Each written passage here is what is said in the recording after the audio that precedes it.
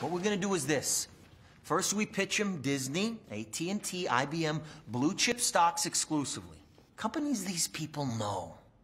Once we've suckered them in, we unload the dog shit, the pink sheets, the penny stocks, where we make the money. Is this what you think of when you hear financial advisor? The Wolf of Wall Street is one of the best known stories about the financial industry. If you didn't know, the movie is based on the real life of Jordan Belfort, who scammed 11.6 million out of people and was sentenced to 4 years in prison, which he only served 22 months, by the way. It's stories like these that give the financial industry a bad reputation. But is the reputation true? Let's find out why financial advisors are overwhelmingly considered liars. Before we jump in, this is the final episode of True Freedom Season 1. Please take a second and lightly tap the like button and subscribe, because I'd really love to reach more people and you'll be put on notice when Season 2 comes out. Now, let's jump into the episode.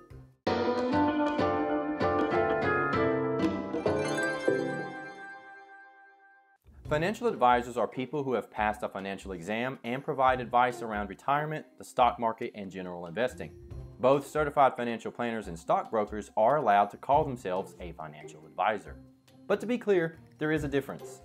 Planners get paid to make plans and manage money, whereas stockbrokers make money when you buy or sell stock. Think of stock as a piece of paper that shows how much of a company that you own. And just so you know, Jordan Belfort was a stockbroker who made money when you would either buy or sell stock. To understand this whole situation, let's go way back. The very first record of stocks being bought or sold was in Rome, but once Rome fell, stocks didn't come back until after the Renaissance. I can see it now. Yes, Pittman, I'll give you 2 shekels for that Schumacher's stock. The first official stock market popped up in Amsterdam in 1602 before it became known as a recreational city. So they were like, yeah man, I'll just buy whatever. The New York Stock Exchange didn't open until May 17, 1792, when 24 stockbrokers signed an agreement to sell 5 securities under a buttonwood tree. Fast forward 200 plus years and here we are. In 1602 Amsterdam, the East India Trading Company was the first to issue shares of stock. See, a single person didn't want to risk an entire fortune on a boat, so it was best to just split the risk and the reward. Shares at this time were on paper, so stock owners of the trading company would receive huge payouts from the voyages and then sell their stock for massive amounts later. The government started hearing about this and then created their own company to also sell stock.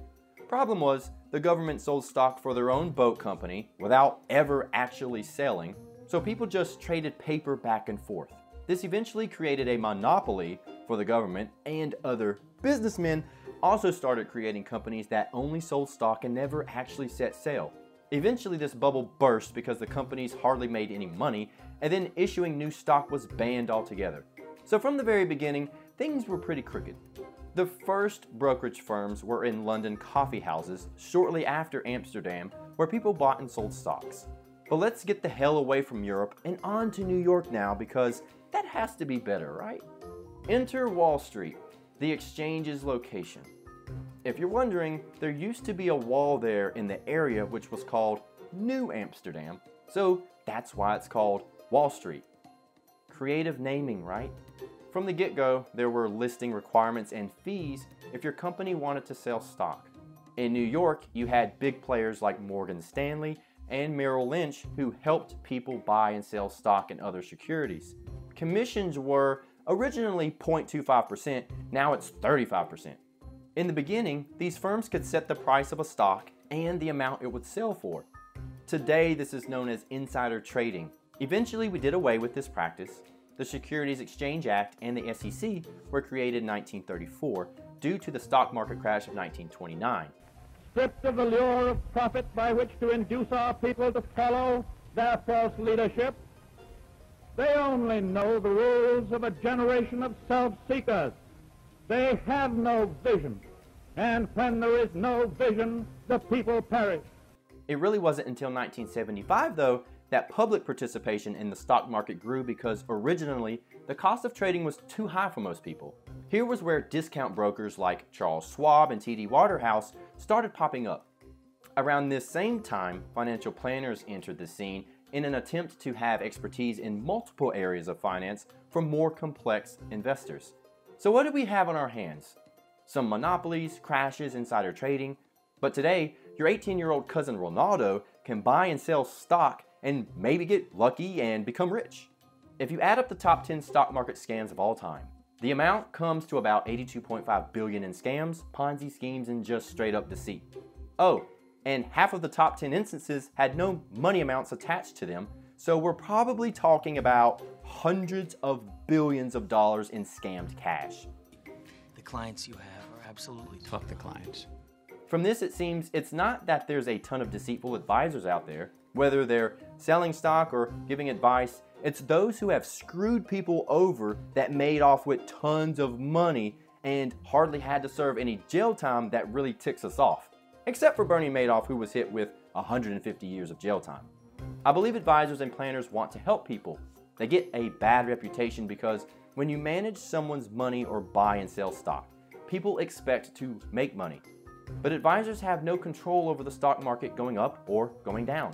It's also completely illegal for an advisor to lie to your face under today's regulations, especially for certified financial planners who are required to act in the best interest of their clients. It's hard to get rid of centuries of bad practices. It's even tougher when other exchanges around the world are still years behind the New York Stock Exchange in terms of regulation. People in general, whether they trade stocks or clean toilets, can be a liar. The situation is just magnified when it involves your money. There are good people who can help you make wise financial decisions. But if you want to know the one person who you can always turn to as your financial advisor, it's yourself.